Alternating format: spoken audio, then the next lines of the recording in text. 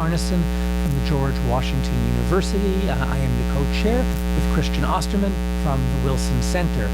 As many of you know, this is a joint project, the Washington History Seminar, that engages the energies of the Woodrow Wilson Center and the National History Center of the American Historical Association. I'd like to thank Amanda Perry and Pete Bierstecker, our two round-the-clock, behind-the-scenes people who make sure that this seminar comes off week after week without a hitch. I'd also like to thank our various donors, anonymous and institutional, including the Department of History at the George Washington University. The end of the tax year is approaching, and should you want to make a tax-deductible donation to the Washington History Seminar, we would not turn it back. So you're invited to think of us as holiday cheer approaches and the calendar year concludes. If you have one of these devices, we ask that you turn it off. They always have this habit of going off at exactly the wrong time, and in the course of the seminar, there is no right time. And lastly, I'd like to call your attention. We have one more session before this calendar year is up. So next Monday, we will be reconvening here to hear Adam Howard of the U.S. Department of State talking on his recent book, Sewing the Fabric of Statehood, Garment Unions, American Labor, and Establishment of the State of Israel. And with that, I will turn it over to Christian, who will introduce our two speakers and their topic today. Christian. Great. Delighted also to welcome all of you here on this cold December day, but unusually for the Wilson Center, it's actually warm in this room, so good to be here, and delighted to introduce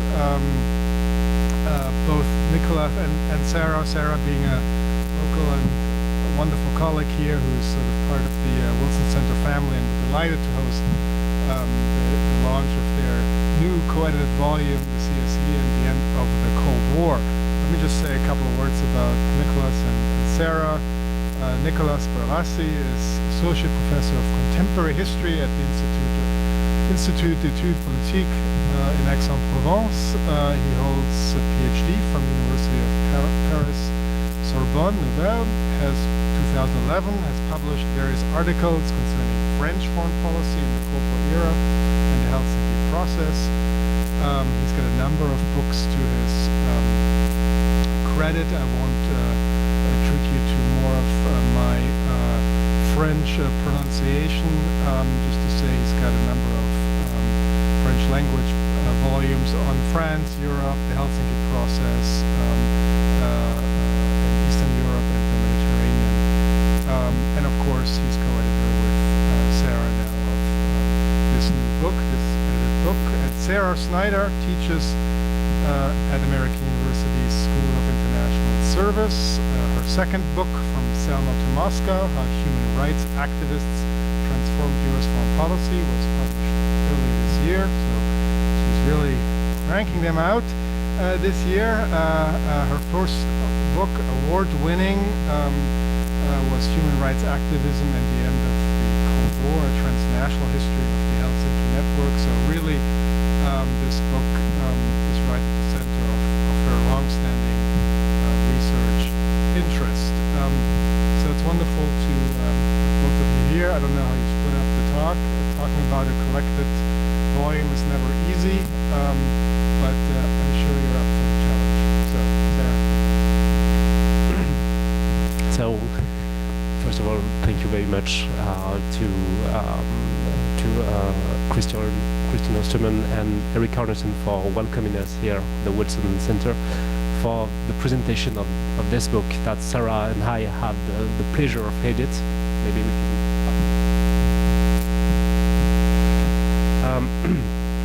This book is the result of more than 2 years of collective work and originated in a particularly successful conference held in Paris in December 2015 and organized by Sorbonne Paris City University. This conference laid the foundation for close and regular cooperation between the various contributors to this book, and we are therefore grateful to all the contributors who have cooperated to make this book a collective scientific endeavor. We also express our appreciation to our editor, Chris Chappell, Bergen Books, his editorial assistant, Sulma Lagvador, and the three anonymous readers for Bergen Books, because their suggestion, feedback, and support were helpful as we develop and revise the manuscript. So, the first step in our book was to define a series of research questions to submit to the authors of the different chapters. Sarah will say a word about these questions later. Our intention was not to publish a simple compilation of conference papers, but rather to produce a coherent book in which the chapter could answer each other.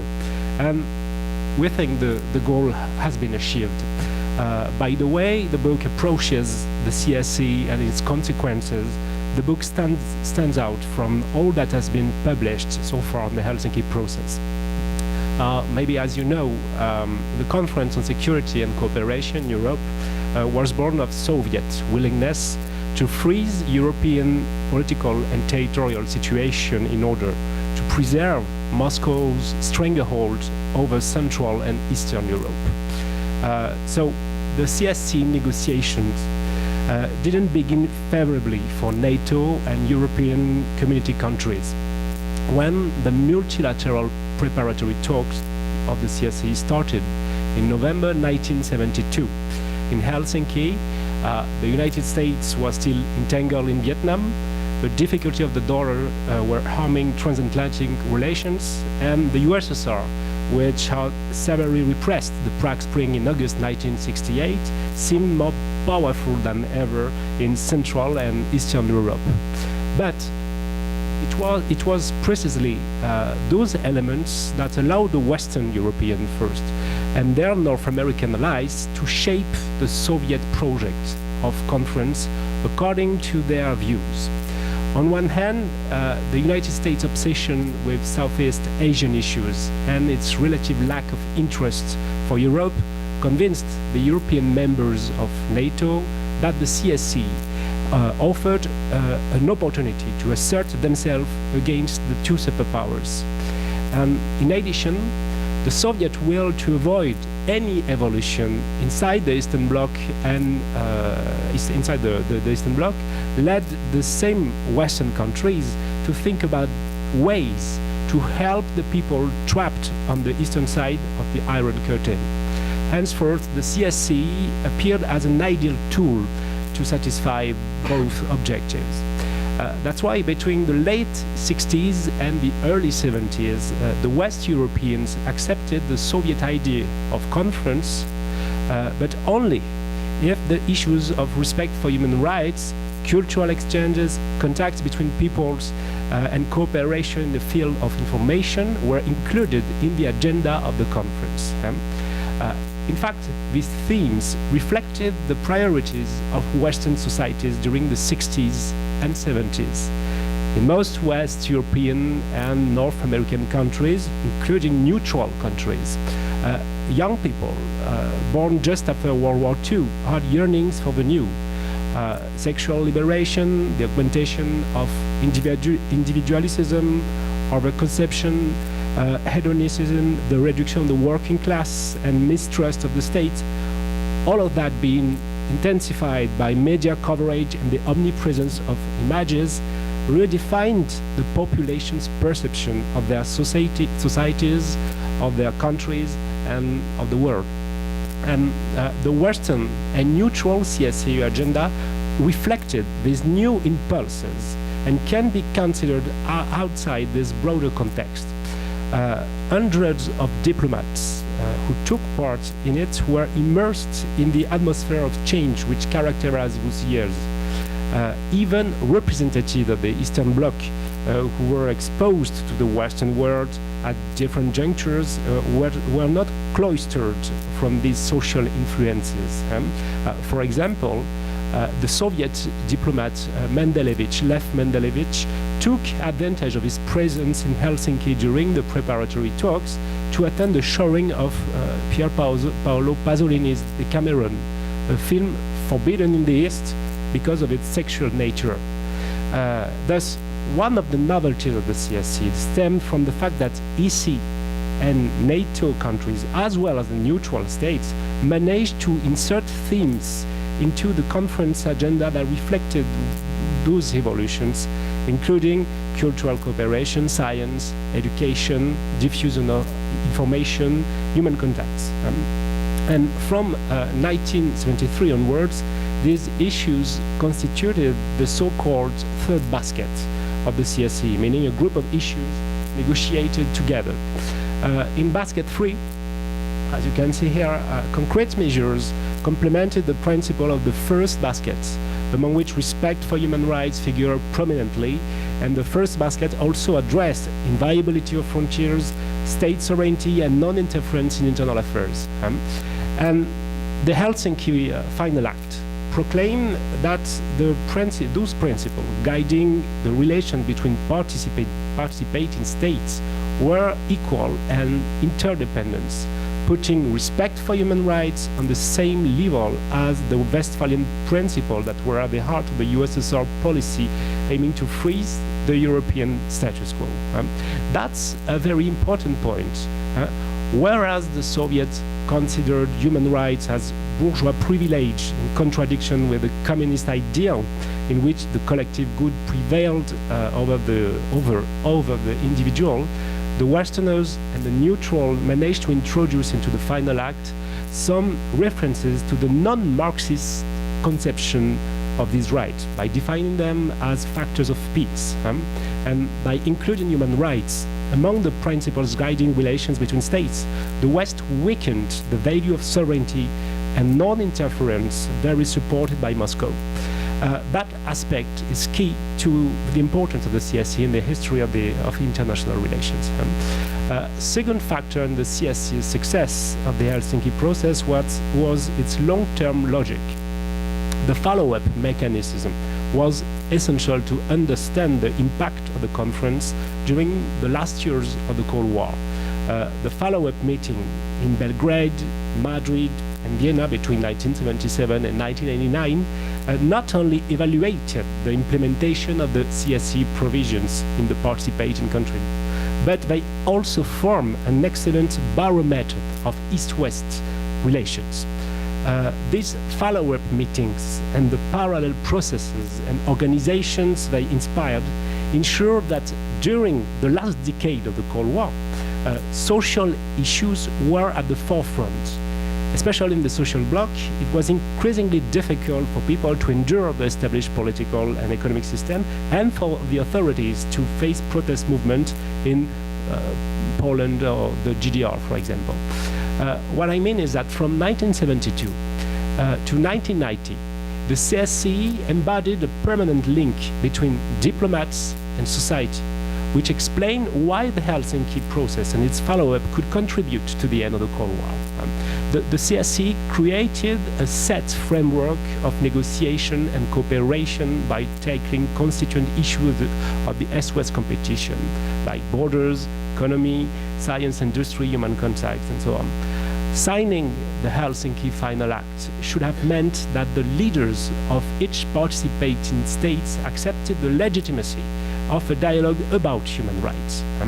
And in the Eastern countries, such recognition was slow, which encouraged the development of independent political movement exerting a real pressure on the political authorities in favor of the implementation of the Final Act. Groups such as the Ukrainian Public Group of Assistance to Implementation of the Helsinki Agreement in the USSR, or Charter 77, highlighted the gap between the promise of the agreement and actual government practice. And they mobilized to measure implementation of the Helsinki Final Act and worked closely with sympathetic politicians, diplomats, and activists to press for meaningful change. These groups soon came into contact and in the USSR formed a network with pre-existing religious and nationalist organizations. Of course, the Kremlin observed with some concern a growing movement for human rights after Helsinki. The main response of the KGB was to use psychiatric and prophylactic measures against some dissidents. The authorities progressively increased arrests and sent activists into exile. But despite suppression and despite renewed East-West tensions after 1977, the struggle for human rights in Central and Eastern Europe continued. And the Helsinki Final Act had an unexpected influence in the transformation of Europe, partly because during the 15 last years of the Cold War, diplomats and activists at the successive meetings of the CSCE tried to maintain the tie between diplomacy, society, and individual rights. In addition, the Western embassies to Warsaw Pact countries produced numerous reports on implementation or non-implementation of the societal provision of the Final Act in those countries. And that synergy between diplomatic activity and societal transformation within the Helsinki Process peaked in 1986, when the non-governmental organization were authorized to attend the official CSCE discussions in Vienna. This relationship persisted amidst the transformation of Europe between 89 and 92, when the CSCE evolved. However, despite its role in the end of the Cold War, the CSCE remained largely underestimated. As soon as the Helsinki Final Act was signed in 1975, the CSCE was booed by numerous Westerners who saw in the conference merely an acknowledgement of the European status quo by the leaders of the West, and suppression of the Eastern dissidents who engaged in monitoring the Helsinki Final Act created a negative perception of the CSCE. Nevertheless, since the 1990s, many researchers have been interested in how the Helsinki Process contributed to the end of the Cold War. In particular, historians in Europe and in the United States have worked to challenge such perception. They took advantage, of course, of the happening of the archive of the former East, West, and neutral countries to start a historical investigation of the CSCE. Thus, national policies toward the Helsinki Process have been thoroughly studied concerning the US, the FRG, UK, France, the EC, Sweden, Austria, and so on. A number of works, including by Sarah Snyder, have sought to demonstrate the significance of the first and third basket provision of the Helsinki Final Act. And the chapters collected in our book built upon those earlier efforts while simultaneously pushing the analysis of the social and political context to new and frightful areas. The goal is to show that far from being a closed circuit diplomatic machine, the CSCE resulted from the diplomatic, political, and societal evolution of the 60s, 70s, and 80s, and that at the same time, it had an influence on those evolutions. Now, I give the floor to Sarah, who is going to talk about the different chapters of the book. Great. So I wanted to begin, first of all, by also thanking Eric and Christian and the Woodrow Wilson Center, and Amanda and Peter, who's not here, for all of the help that they put into organizing this event today. When we started talking about hosting this event, we were driven in terms of scheduling really by our teaching schedules and by when Nicolas could come and travel from France. But it's incredibly fortuitous that it's today, because many of you may know that today is the 70th anniversary of the Universal Declaration of Human Rights, which I think is a really nice sort of coincidence for all of us here. And the second thing that I wanted to mention is that this weekend in Moscow, Ludmila Alexeyeva, who was one of the founding members of the Moscow-Helsinki group, passed away.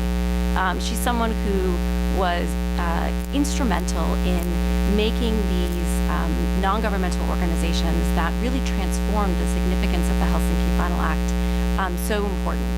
And because of her activism, she was sent into exile. She spent about really until after the Soviet Union fell, living in the United States, where not only did she work as a scholar, writing histories of the dissent movements within the Soviet Union, but she also was a key ally of the United States-based organizations, including Helsinki Watch, that were working on monitoring and ensuring the implementation of the Helsinki Final Act. After she returned to Russia, she remained sort of as active as ever and was going, I read in the paper today, to sort of demonstrations up until about 8 years ago. So I just wanted to note that we've lost this really great giant in the human rights movement and in the sort of world of dissidents that contributed to ending the Cold War. So as Nicolas mentioned, this volume began with a conference. And the conference had a rationale. 2015, the year it was held, was the 40th anniversary of the Helsinki Final Act. And there were a lot of celebrations that year, signaling the significance of the agreement, including one here held at the Woodrow Wilson Center, organized by Christian, on new evidence and perspectives on the Helsinki Accords. So I think that there were a lot of reasons to be holding conferences like this, but I did wonder when Nicolas approached me about the idea of putting together a volume, if the content of the conference warranted a publication. I was nervous, would the volume make a meaningful intervention, and could we really bring what seemed to me initially to be quite disparate papers together? I hope when you consult the volume, which has just been released by Bergham Books, that your answer will be yes. What we've done is bring together 15 researchers of 9 nationalities who are all experts in the Helsinki process, by which I mean all of the meetings that followed the signing of the 1975 Helsinki Final Act. And we believe that these essays form a coherent book that demonstrates collaboration and common reflection about the interaction among diplomacy, societies, and human rights in the CSCE framework. So I want to introduce you first to the organization of the volume. There's 3 sections. The first is about the people who made the Helsinki Final Act and the CSCE process work, the diplomats. So it's called Diplomats, Diplomacies, and the Making of the CSCE. The second section is about sort of what followed after the signing of the Helsinki Final Act. So the transnational promotion of human rights and the role of dissidents. And then finally, how was the Helsinki Final Act translated into European countries and societies? And that's where we have the politics of the CSCE in Europe. And in order to try and bring coherence, and I realize the font is quite small in the back there, so I apologize.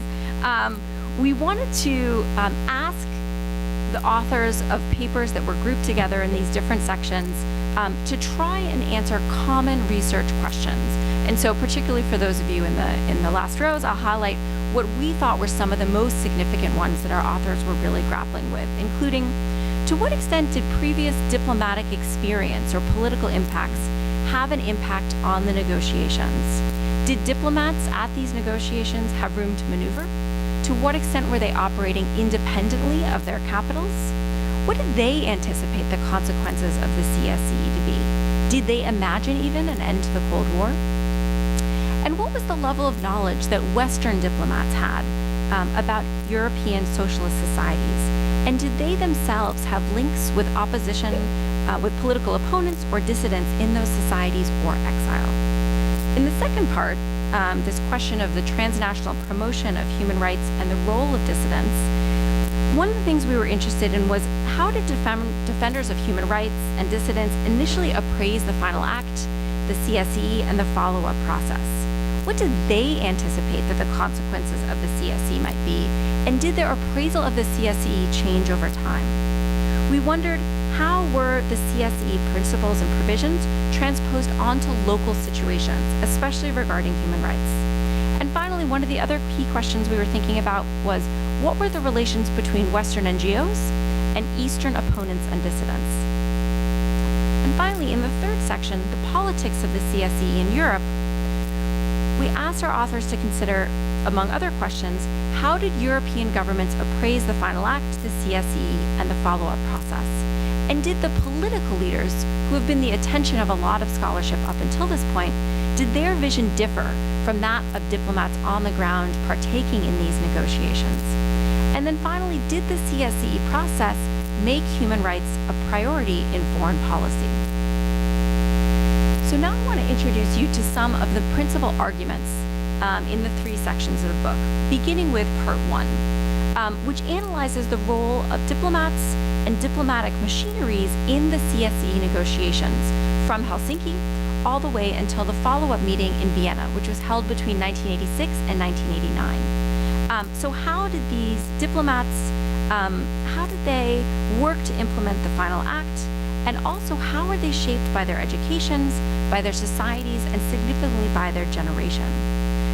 In one of the first chapters, Andrzej Zagorski talks about both the stakes and the evolution of the CSCE human dimension from the Helsinki negotiations all the way up into the post-Cold War period. Subsequent chapters by Martin Brown and Angela Romano, Nicolas Badalassi and Stefan Kieniger, who we're honored to have with us here today, analyze French, British, and American diplomats to show how those committed to the Helsinki process experienced and perceived the CSCE. And Nicolas will talk more about his individual contribution in a few minutes. These chapters together highlight the ways in which the educational background of diplomats, their career paths, their political opinions, and their public commitments influenced the negotiations. They examine the diplomats' room to maneuver vis-a-vis central governments. They examine their personal visions of the CSCE in comparison to the official stance of their country, and the influence that they had on political leaders and their relations with their foreign counterparts. In this section, particular attention is paid to the way the diplomats considered the CSCE and its consequences, the themes and strategies of negotiation they favored, their level of knowledge of European socialist societies, the potential links with political opponents and dissidents, their insertion in intellectual networks, and their relations with defenders of human rights or NGOs that specialized in this field. Now, in the second section, chapters by Christian Peterson, Elizabeta Vizowski, and Jacek Chaputovich analyzed transnational debates on human rights that were stimulated by the Helsinki process. They show how networks organized on both sides of the Iron Curtain to obtain a genuine implementation of the decisions of the successive conferences from Helsinki to Vienna. They highlight the way these groups perceived the CSCE and its follow-up during the last 15 years of the Cold War. They evaluate the place the CSCE had in the discourse of dissidents from the East and their supporters in the West.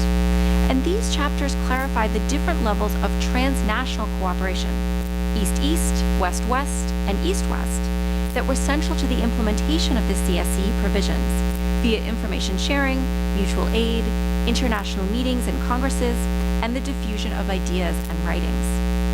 In this section, Douglas Selvage's chapter complements this picture by tackling the attitude of the security services of the Warsaw Pact towards Helsinki groups. He gives a detailed study of the measures of suppression used by Soviet and East German authorities against defenders of human rights. In this way, he demonstrates how the socialist regimes attached to the old Westphalian order and to the principles of non-interference and sovereignty of states face the emergence of these transnational phenomena. Considerable research has shown how the Helsinki Final Act's liberal orientations influenced the Soviet bloc.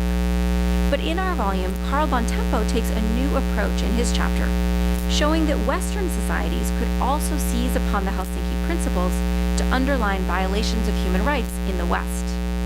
Bontempo analyzes how the National Association for the Advancement of Colored People, the NAACP, the most important U.S. civil rights group at the time, and several other organizations and personalities struggling for the liberalization of U.S. laws on immigration, use the participation of the United States in the CSCE to push national authorities into taking more concrete measures on their respective issues.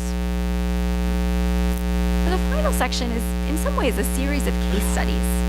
Each one of the chapters by Maximilian Graf, Matthias Peter, Oliver Banya, and Hamid Kaba consider a type or a group of countries whose foreign policy illustrates a special relationship with the Helsinki process, including the neutral countries, NATO, and the Warsaw Pact. Specifically, the essays in this section examine Austria, the Federal Republic of Germany, Hungary, Poland, the German Democratic Republic, Czechoslovakia, the Soviet Union, and finally, Albania. Now, the inclusion of Albania is notable because it was the only European state not to take part in the CSCE. Maximilian Graf presents the evolutions of the Central European countries toward the CSCE between 1975 and the 1989 collapse of the Berlin Wall.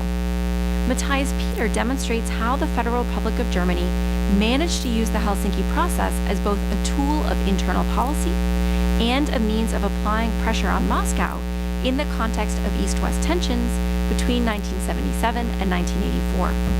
Peter pays particular attention to the fundamental break of Mikhail Gorbachev's ascension in 1985 and how it was reflected in the CSCE process, especially during the Vienna follow-up meeting from 1986 to 1989. Hamid Kaba explains the reasons for the non-participation of Albania, which have not been previously well understood, and Oliver Banya focuses on the shift between Moscow and East Berlin in the second part of the 1980s, when Gorbachev showed his willingness to implement all of the Final Act provisions in the USSR. So each chapter locates the diplomatic process of the CSCE within the social and political contexts specific to each case. And now I'm going to return for Nicolas to be able to speak about his individual contribution. Thank you, Sarah. I would simply like to shed additional light on the first part of the book to which I have directly contributed. The aim of the four authors of the first part of the book was to eliminate the connections between the diplomacy that produced the Helsinki Final Act and the social changes that followed. I tried to do it by focusing on the French case, and like my colleagues Angela Romano, Martin Bonn, and Stefan Killinger, I tried to answer those questions. Who were the diplomats who precociously understood that East European societies were changing? How did their training, their professional experience, their political commitments play a role in this awareness? What provision did their view as necessary to loosen the noose on individual and collective freedoms in the Eastern Bloc? How did they hope to persuade the Warsaw Pact state to accept such potentially threatening norms? And finally, how the French diplomats could imagine in 1975 that the Final Act might one day upset the European situation even briefly. My conclusions are based on a variety of materials, French, European, American, and CSCE archives, of course, but also numerous conversations with former diplomats. To answer these questions, I considered a variety of elements that I would like to highlight quickly in order to demonstrate that disconnecting diplomacy from societal realities is impossible if we want to explain the Helsinki effect. Firstly... No, sorry, I went backwards. No, sorry. No problem. Firstly, it was not so much a radical change the French and Western diplomats were thinking about, but rather more of an improvement of the situation on particular points. According to French diplomats in Geneva, where took place the main part of the CSCE, in order for the CSCE to succeed, it had absolutely to favor the convergence of both of political economical models which were predominant in Europe that would play in favor of the West. This commitment to the idea of convergence reflected the ambiguous attitude of the French towards capitalism and communism.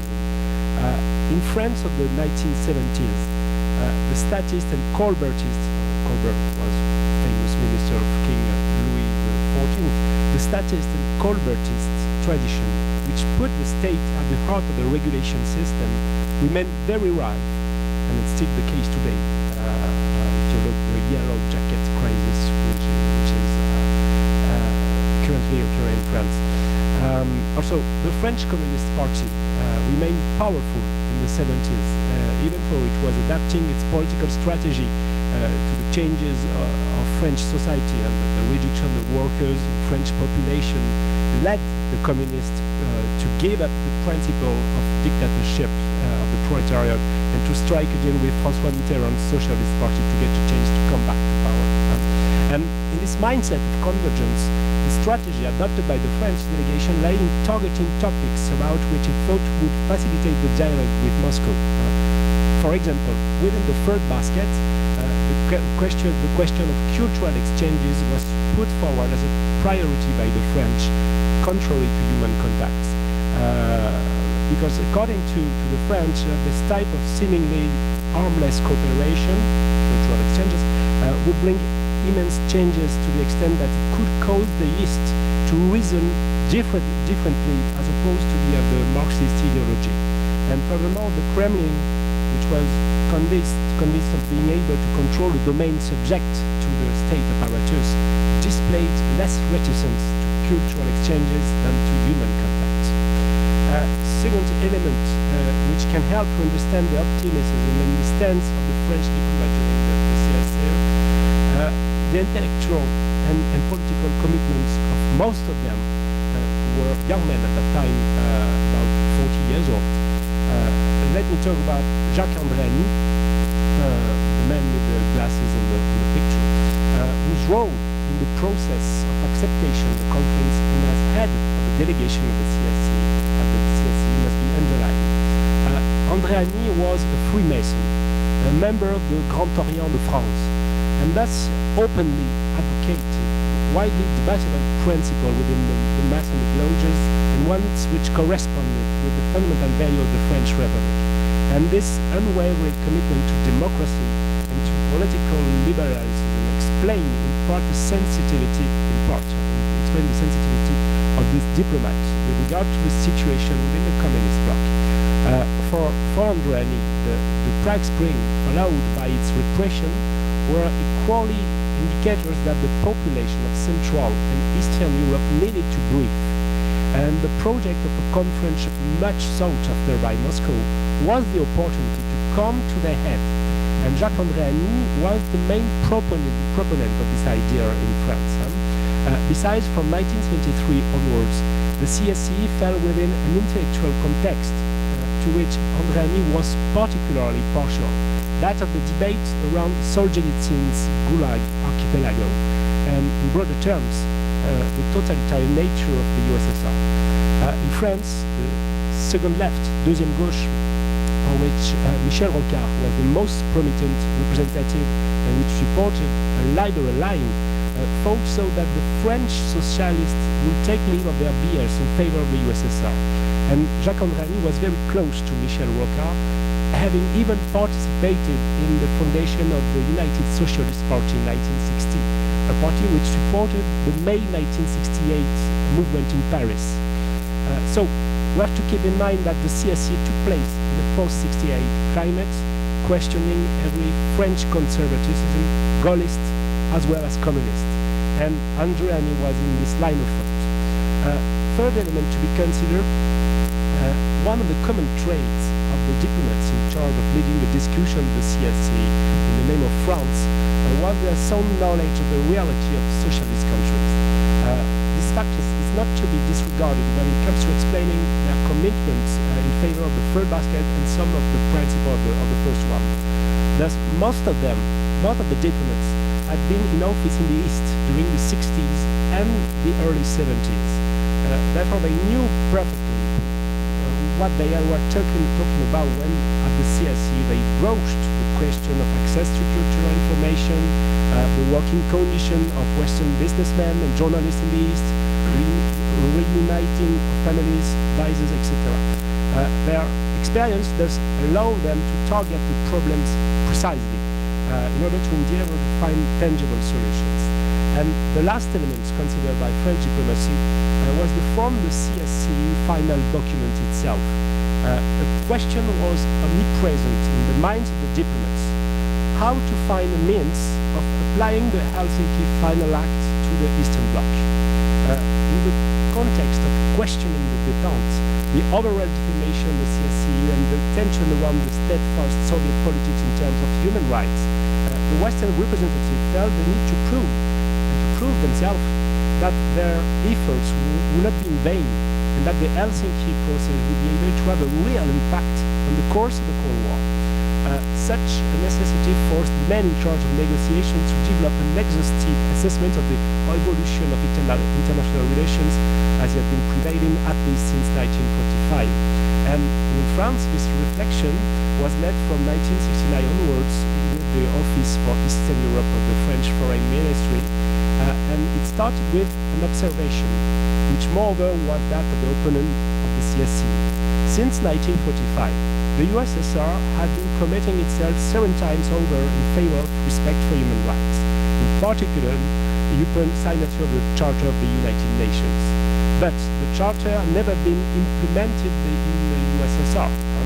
Therefore, French diplomats asked themselves how to ensure that it was different that time around. Hence, the proposal on the follow-up of the CSCE and the Decalogue, which in the first basket find the fundamental principle of non-use of force, inviolability of frontiers, sovereign equality of states, and respect for human rights. The French diplomats thought they had to find a balance between the need to improve the plight of populations subject to the Soviet yoke and the necessity of not reaching the goal estimated about sovereignty states. And one of the priorities resided in ensuring that all of the principles of the Decalogue were placed on equal footing. Whereas the Soviets fought for a hierarchization of principles, the French and the Americans in particular managed to enforce the idea of unity and interdependence of principles.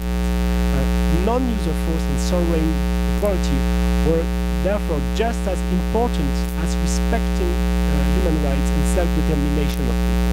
So, Jacques Andrani welcomed the fact that the Decalogue was able to challenge the Westphalian Pact, which had been presiding over the international relation in Europe since 1648.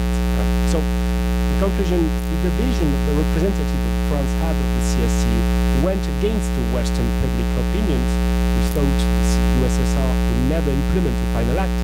It was, first of all, because these men who knew the Soviet world as well as the international system resulting from the Cold War did their utmost to maximize the prospects that the Helsinki Process offered them. However, such optimism was not naive. The French negotiators knew that the Eastern Bloc authorities would do everything in their power to limit the application of the final act. But the conversations they had with their Soviet counterparts proved to them that they had managed to challenge certainties.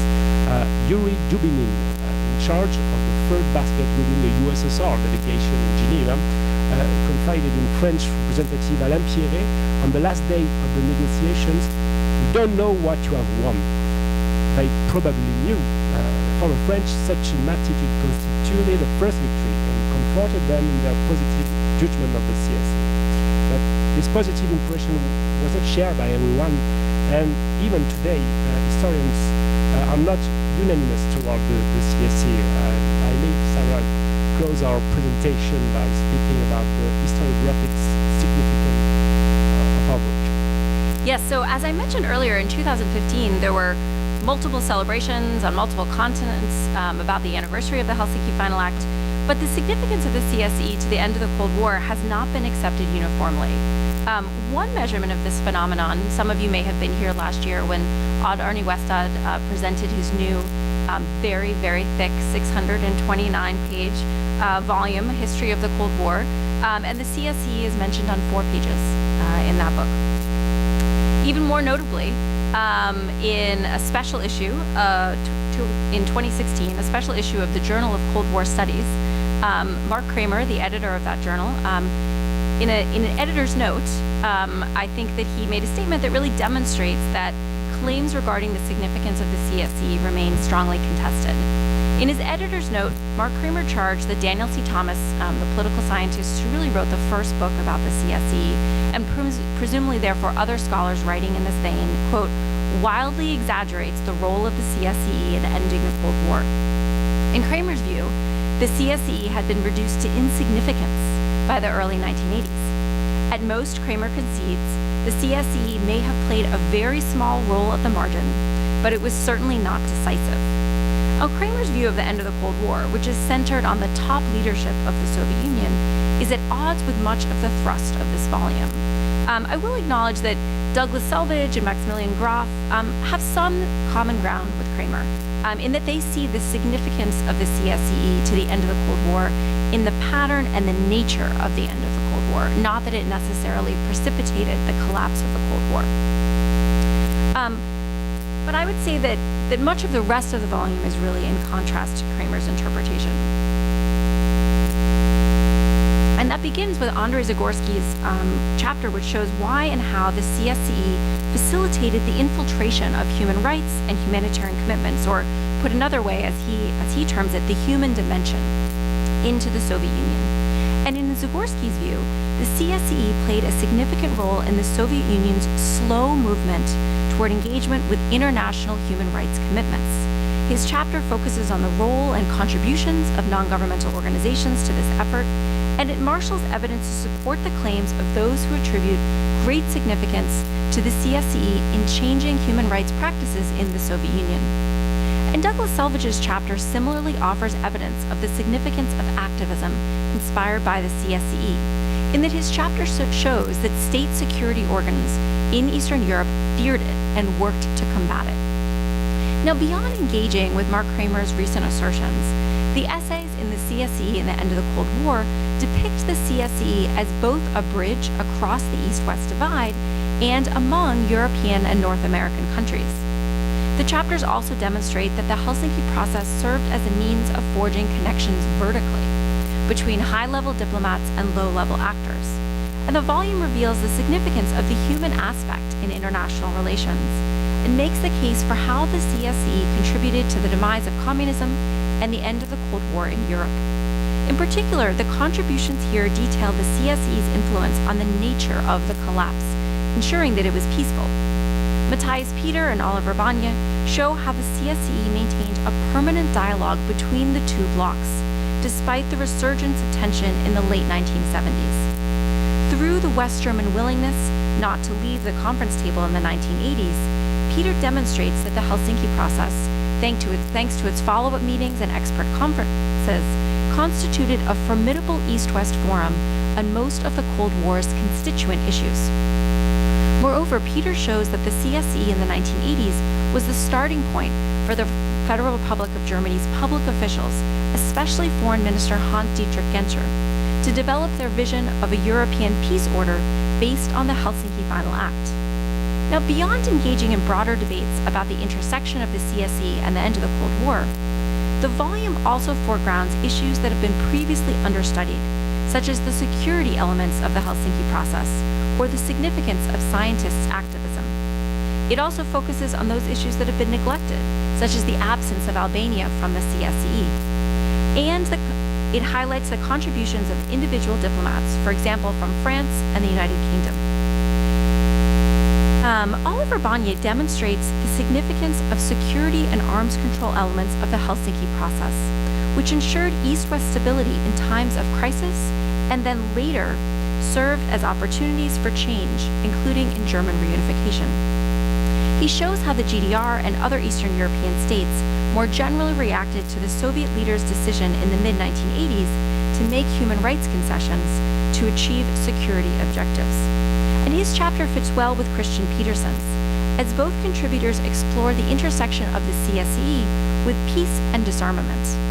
Peterson examines non-governmental actors engaged on these issues and highlights a myriad of advocacy groups and demonstrates the capacity for citizens' engagement with the CSCE on issues beyond the human rights principle and human contacts provisions, which have been the focus of much of the previous scholarship.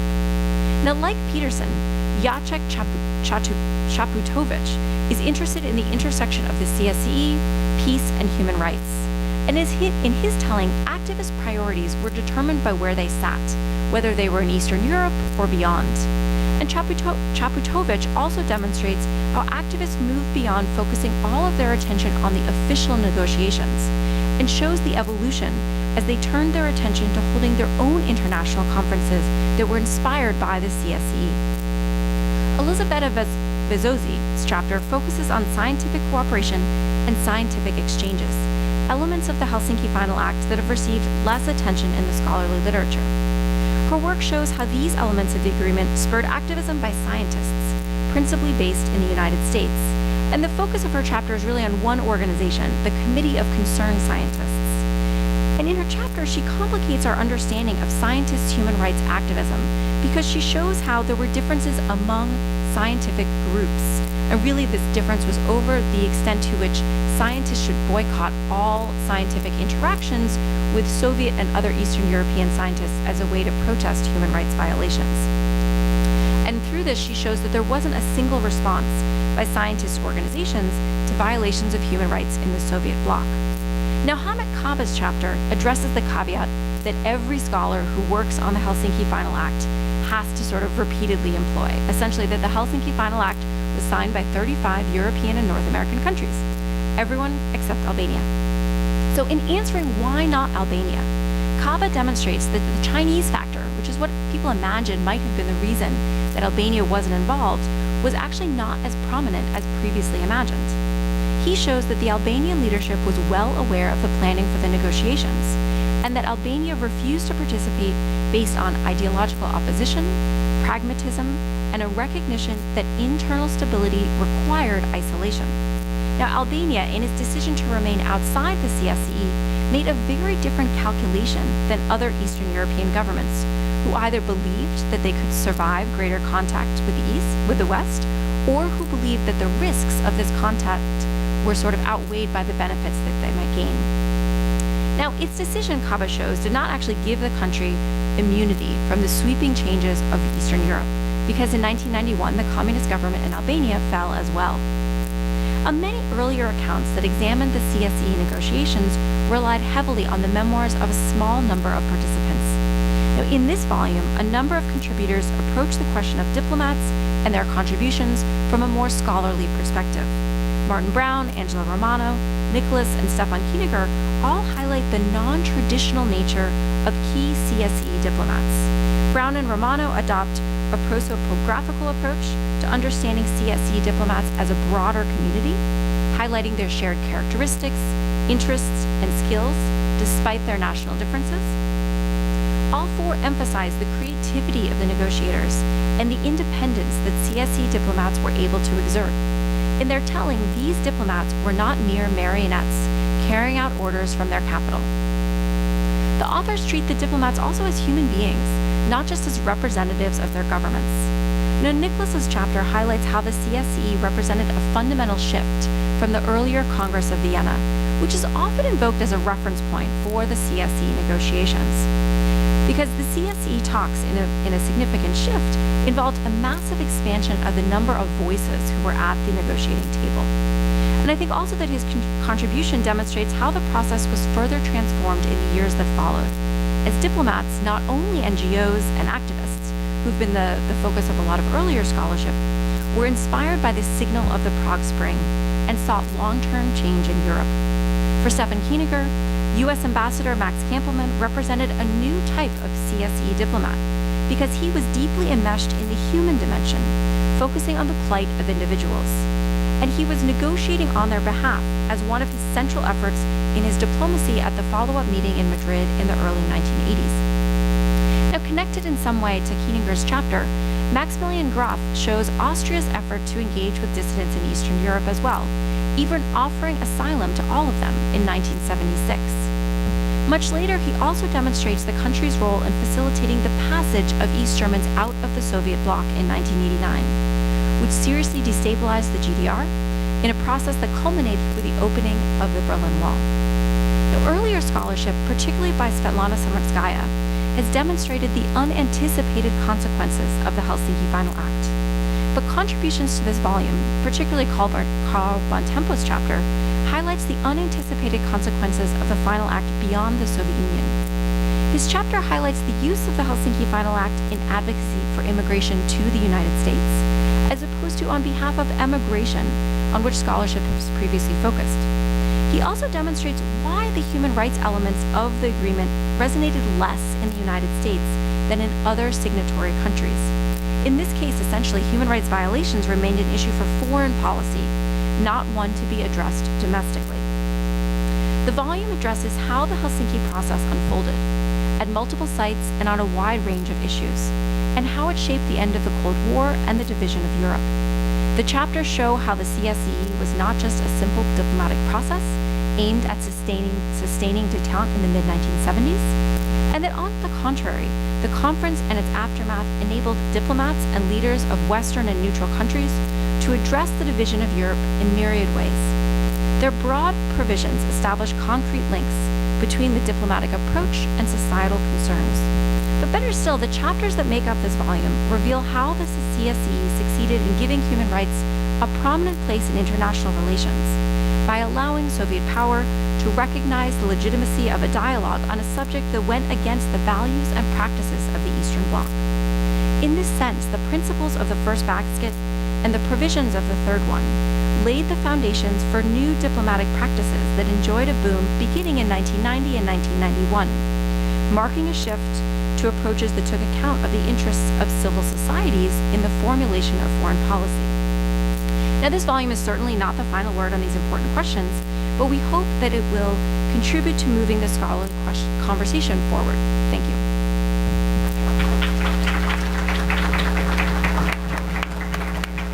Great, thank you both for really great presentations. It's not easy to bring together a collective volume with disparate contributions, so I think you did a wonderful job.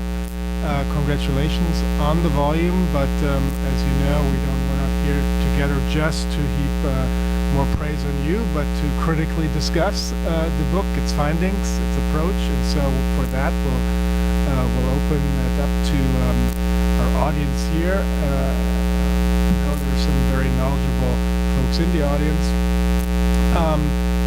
Let me just start it off by just, there has been a lot of scholarship, as you mentioned, on the CSCE process. Once more, if I can just push you a little bit more, what most surprised you both as experts on the CSCE, long-standing experts? What was the one thing that surprised you most about contributions or a contribution, revelation in the book?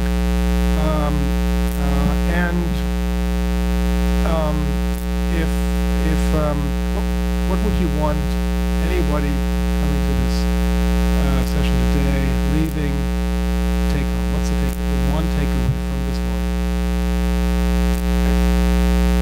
Okay. Well, for me, I guess I do sometimes wonder if there's more to be said about the CSCE. But I think one of the things that's been really great about a sort of community that's developed around it is that there are many people who are working on the CSCE in their own national context. And I think one of the things that I really, that I hope people will take away from the volume is how much, by looking at these different chapters together, we can see that the CSCE was not, I guess its impact was not the result of one or two key individuals, but that it was the product of a wide movement of a belief that there needed to be change in Europe. And that because in many different walks of life, whether they're scientists or low-level diplomats or Jewish refuseniks in the Soviet Union, that many people took this agreement and used it for their own agenda in surprising and unanticipated ways. I guess so from sort of both sides, I'd want people to have the key takeaway be about the CSCE as, yes, something that's signed in Helsinki on August 1st, 1975 by people like Brezhnev and Ford, but that the work that went into it and its effect at the end were both about much lower level people. And I guess so in a sort of broader sense that that non-state actors and lower level diplomats can have a real impact on changing international relations. What was most surprising? I mean, one, I was really interested in these sort of Albania revelations because my very shorthand answer had always been, oh, Albania was aligned with China and it didn't want to upset China, who was concerned about the Helsinki Final Act because it thought that the Soviet Union would be able to sort of shift focus more toward China if it settled things on its borders with the West. But the other part that I found really interesting was Carl von Tempo's chapter because I've written a lot on the way that American human rights activists and American diplomats and American high-level officials, people like Reagan and Schultz, use the Helsinki Final Act, and to see that domestically, a lot of organizations wanted to use it for their own purposes and were really shut down. the sort of the disconnect between what American leaders are saying internationally and the very harsh criticism that they're making of foreign governments, particularly in Belgrade, but onward, for their non-implementation, and to see how much the United States was non-implementing was really, and that they didn't care, was really interesting to me. Thank you. Great. Nicolas, any? With the two chapter, I was more interested in more, which were more surprising for me, Albania in particular, especially the CSCE. It was difficult to understand really what was the reason why the CSCE that Albania didn't take part. Excuse me, why the CSCE that Albania didn't take part in the CSCE.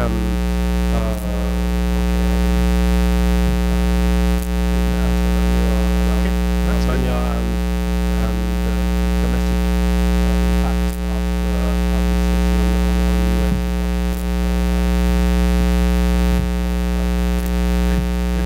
Let me, before opening up, just do a shout out for my colleague here at the Wilson Center, Isabella Tomorovsky, who just published a wonderful interview with Elena Shimkova, the director of Memorial, the leading human rights group in Russia today, who continues the work of the Helsinki Process. And to me, sort of, there's one quote that just stood out, and I think it just sort of rhymes with these presentations as well. In that interview, Shimkova says, "We always say, and these are the words of Arseny Rodzinski, the other giant of the human rights movement in Russia, who died earlier this year or last year, not that long ago.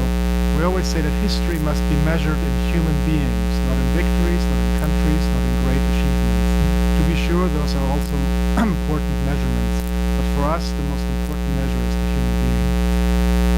So with that, you can find that interview on the website of the Kennan Institute, and I highly recommend it to you. With that, floor is open to all of you. Yes. And if you could please wait for the microphone and introduce yourself.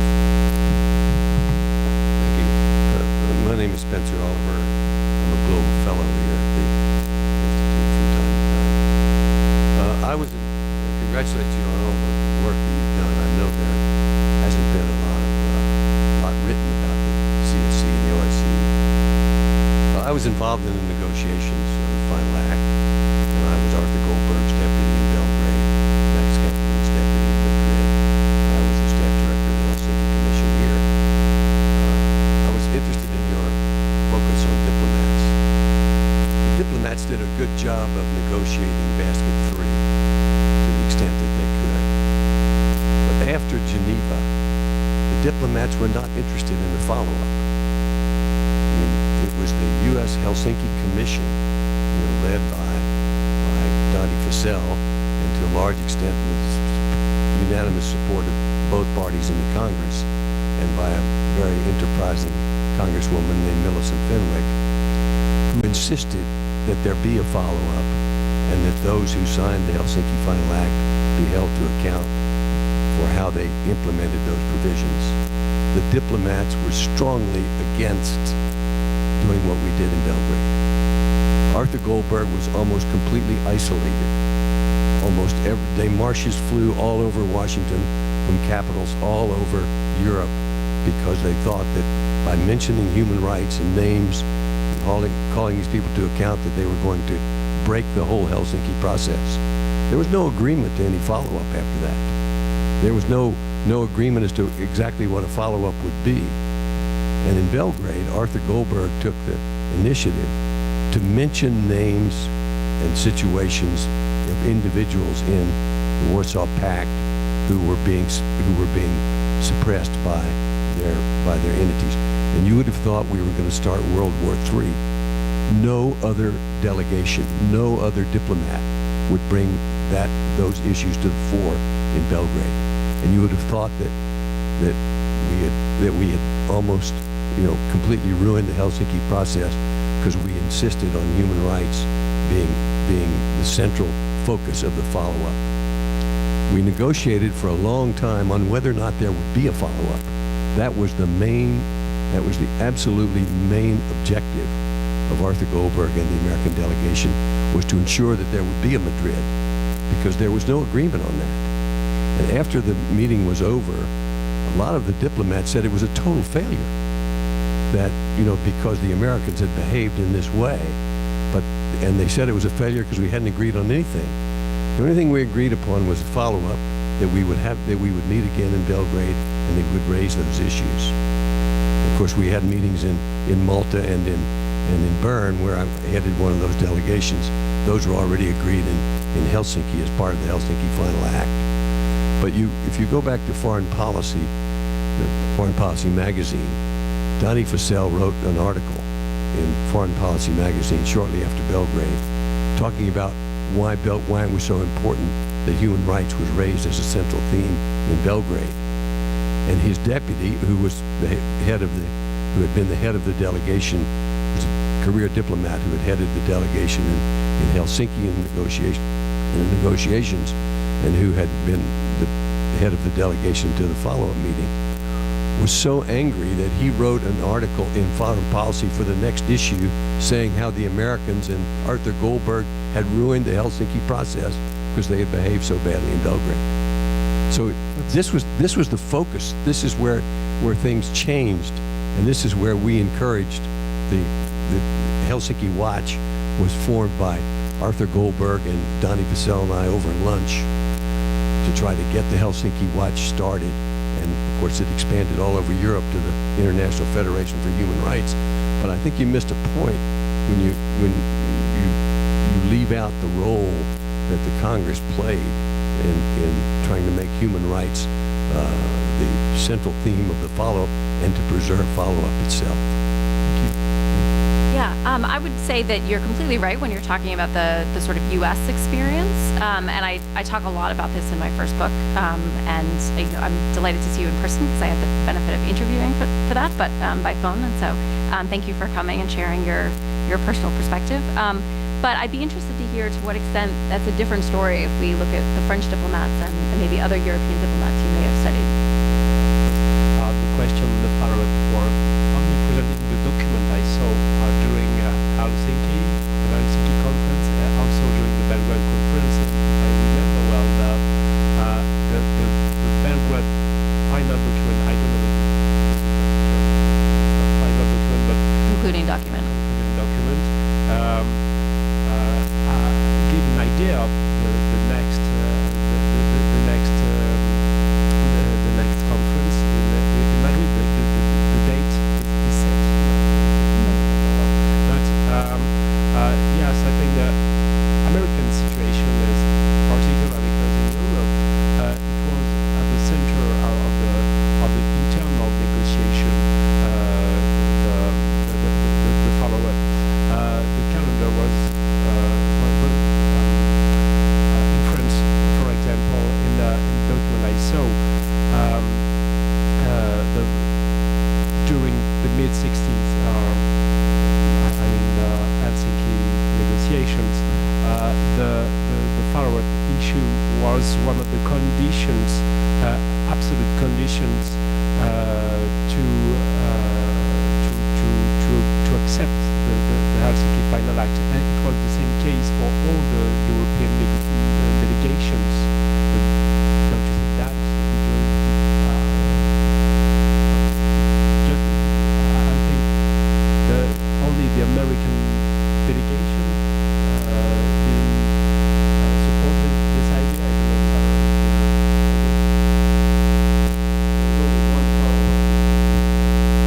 Yes.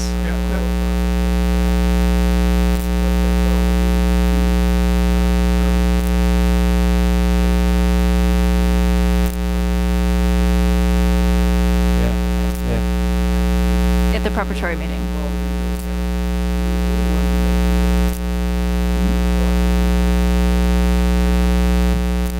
Let's bring in some others into the conversation as well. The lady over here on the right side there. Yeah, thank you. Hi, thank you for your presentations.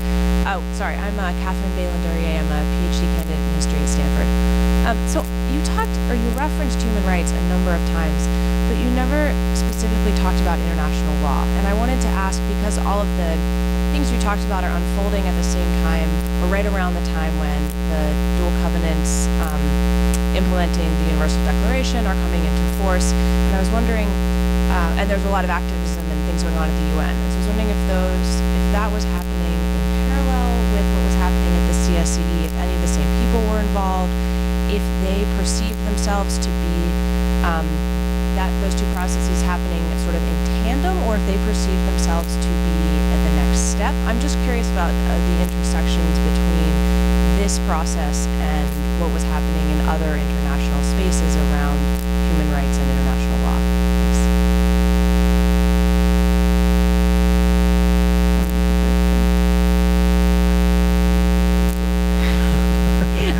Well, I would say that from the U.S. perspective, I don't see a lot of intersection there.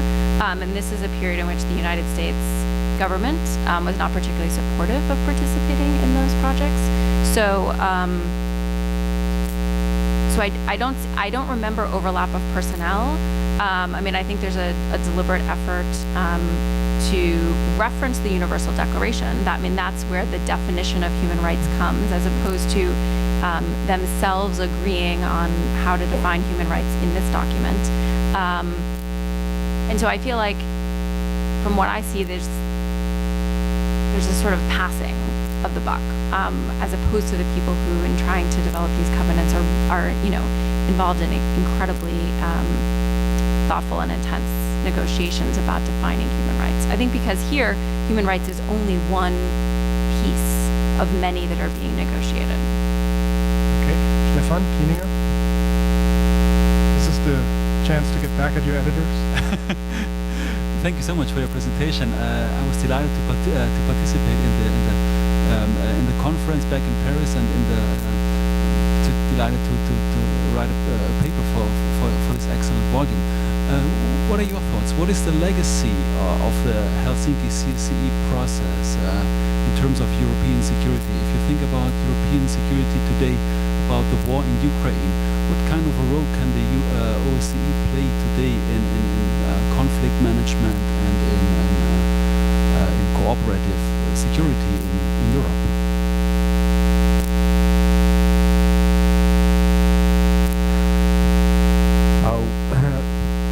Today, the situation of the CSCE in Europe is not very good because of Mr. Putin policy. And as you saw 3 years ago, all the 10 principles of the Decalogue have been violated by Russia. That's the first threat of the CSCE, OSCE in Eastern Europe, the Russian policy. And the other one is that in Eastern Europe and Central Asia, which are the main lands where OSCE act today, European Union and NATO play the main role concerning security and weaken the OSCE in this area. That's why in the OSCE today, the responsible are not very optimistic regarding the role of security in this area. The OSCE is the main role of the OSCE in Central Asia or in Eastern Europe is cooperation in the field of electoral observation. But I think that in terms of security, OSCE is weak today. One of the main missions today is not in Europe, but in the Mediterranean basin. After the Arab Spring, the OSCE responsible understood that given their main area, Central Asia, Eastern Europe, was now occupied by European Union, they had to find another way to exist. And today, the Mediterranean is this way is another a new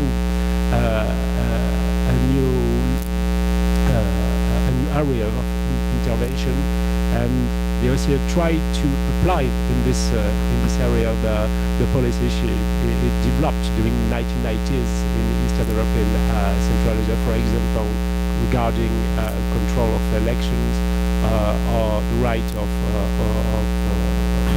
women. And in terms of security, I don't think it's an important role today. I don't have anything to add on the European part, but what I have been interested in is seeing how countries outside of sort of OSCE member states are interested in potentially developing their own processes, and in particular, the interest in South Korea in the CSCE. I think some of this is a sort of simplification of the CSCE process, the idea that sort of if you sign it, you'll be reunified. Well, I think some people would like that to be the case. I think it overlooks the extent to which these were real negotiations in which, it wasn't just one side always conceding, but that, and I think some of the chapters in the volume really get to this, that these human context and human rights provisions concessions were made for security or other concerns. And so there really has to be a give and take. But that's been very interesting to me to see the continuing interest in this process in other parts of the world. Thank you. We've got a couple of questions, but I want to give Eric a chance to ask his question. So let me ask a question as an outsider to the field that you are writing about. With regard to the United States and human rights, this is a period that's bracketed by the U.S. war in Southeast Asia at the sort of beginning outset just prior to this period. And it's a period, at least in the 1980s, that's marked by a United States war in Central America against Nicaragua and supporting the very right-wing government of El Salvador, in which human rights figures quite prominently, and the United States record on this is, well, atrocious, to put it mildly. So I'm wondering, European nations are obviously concerned about human rights in the Eastern Bloc. Does the U.S. record in Vietnam and or in Central America provide ammunition to critics? And if it doesn't, why not? It's an interesting question. Why not? Because in the book that I just published, there's a lot of concern in the Johnson administration about participating in international meetings at which human rights will be discussed because they're convinced that they're going to get slammed on Vietnam and on civil rights. And I don't see that as a fear in the records of the Nixon and the Ford administrations. It may be partially that it's a very regionally focused organization.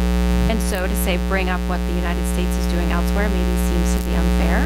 But I think it's also part of what Spencer Oliver was getting at earlier, that the norms in the first part of the CSCE were that you would say something like, a country in Eastern Europe that speaks the Romance language has done something recently that was not very nice, and we really wish you wouldn't do it again. And that was the sort of monitoring, implementation, and criticizing a country's human rights record. And so, and the United States was quite revolutionary in this open naming and shaming. And for a long time, its sort of adversaries within the CSCE would say things like, we have the principle of non-interference in internal affairs, and that means you can't comment on our human rights records. And so I think that, and this was, the United States eventually ostensibly was happy when these countries started criticizing the United States for its human rights records because it suggested that you could have an open and full debate and that each country's record could be discussed. So I think that could be another reason that there wasn't as much criticism of the United States record in Vietnam. In terms of Central America, I don't remember criticism, say, at the Madrid meeting. I think a lot of the CSCE participants were much more focused on what was happening in Poland at the time. But within the non-governmental circles within the United States who focused on these issues, it was a significant issue, and that's part of why Helsinki Watch starts a new organization called America's Watch, because the Helsinki Watch was by and large aligned with the Reagan administration on its criticism of Eastern European countries and their human rights record, but they wanted to be critical of the Reagan administration on Central America. And somehow having one organization that was aligned and critical was too complicated, and so they created America's Watch, where they were just everyday critical of what the Reagan administration was doing and the lack of attention to human rights there. Thank you. We're just about out of time, so let's take two more questions. The gentleman here. Hold on, the microphone is coming.